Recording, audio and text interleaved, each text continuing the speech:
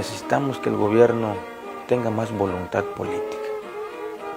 Pero antes que voluntad política, que actúe sobre las culturas y sobre las lenguas en beneficio, que las promueva, que las proteja, que les dé la apertura que se requiere para mantenernos vigentes, mantenernos en nuestro propio territorio. Nosotros les cedimos el espacio a ellos, estamos conscientes y les permitimos vivir aquí y les permitimos seguir aquí, pero también queremos que no nos olviden, que no nos dejen a un lado, que no nos protejan, que nos den la oportunidad de estar juntos aquí. Al final de cuentas, estamos de paso.